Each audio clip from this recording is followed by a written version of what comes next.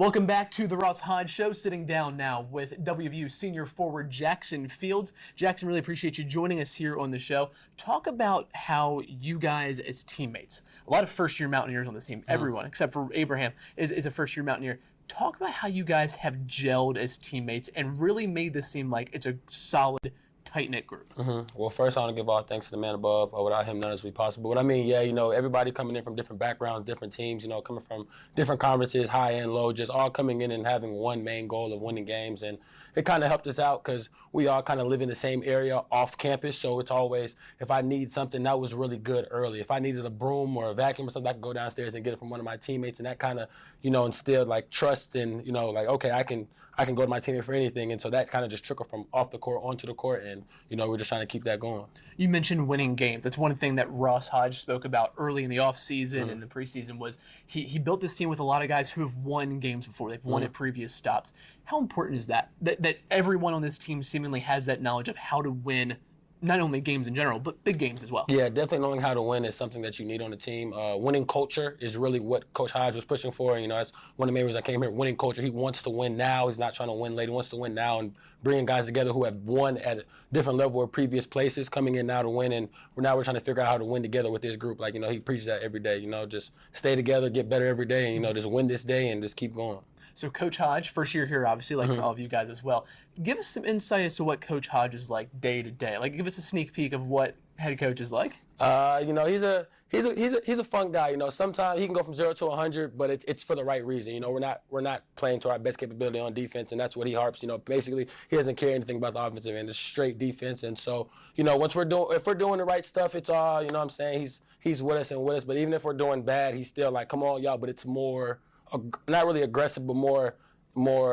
I don't even know how to say it, but he wants more out of us, So that's really, you can't take it to heart. He does coach tough, honestly, but you need a tough coach. You can't have a coach come and pat you on your back all the time. But he'll tell you when you do good, and he'll tell you when you mess up as well. But when he tell you when you mess up, he's gonna help you to do good for sure. So Jackson, for you personally, a late start to this year, I guess you could say, with the wrist injury.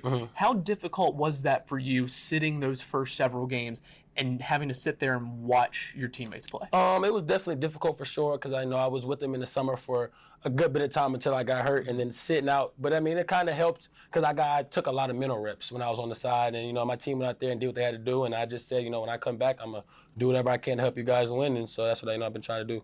Those mental reps.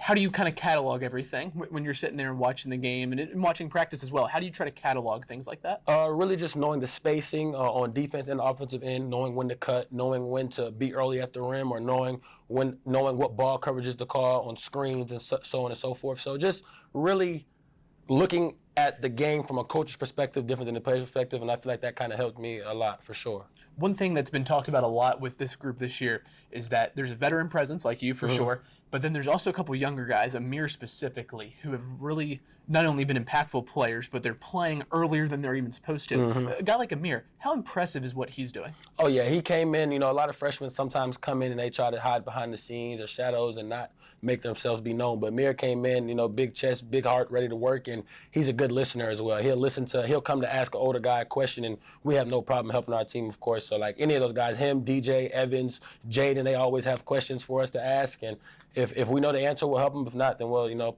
point them to the direction to get them help. Jackson, for you, when you were in the transfer portal in the offseason, you were looking at prospective schools. What was it for you that set West Virginia apart and ultimately made you say yes? Honestly, Coach Hodge's culture, I've watched him at North Texas, and, he came, I watched a lot of them, and the main thing for me was out of all the schools that were talking to me, I really only talked to one head coach, and that was Coach Hodge. Every other school was the assistant, second, third assistant, and my main contact was, Coach Hodge and Coach Randall. Those are my two guys that I talked to, and I just felt like this was home, and they wanted me to come and help them win, and it was just a clean slate. Said we want you, and so I came. Probably help you build a relationship then right away, right? For sure, yeah. For sure, yeah. Me and him, good off the court, on the court. He's a great person to go and ask any question about life or basketball, so that definitely helps for sure. One thing with Jackson that kind of sticks out, at least to me for you, is that in the summer, you're still dealing with your wrist injury. Summer practice is kind of underway. You guys as a team went down to Charleston to watch the TBT games, and you all were among the most excited guys in the building. You didn't really know any of those guys. It's not like you Yeah. all grew up Mountaineer fans. I mean, so talk to me about that a little bit, that connection that seemed to have been built. Really, when they came down and practiced with us, probably like 2 days before that, you know, we got a good up and down scrimmage, and the culture of this West Virginia, I think that's just what brought us together, honestly. And, you know, if they got the West Virginia on, whatever it is, we're cheering for them, they're rooting for us. So it just felt like, you know, it was good to go out there and see those guys play and knowing, you know, someday maybe we could be out there playing.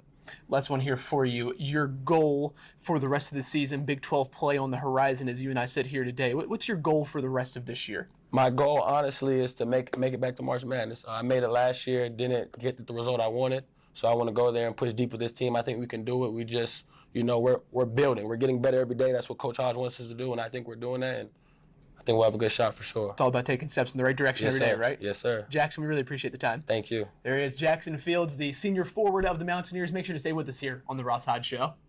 Ross Hodge Show is presented by Little General Stores. Great prices, convenient places.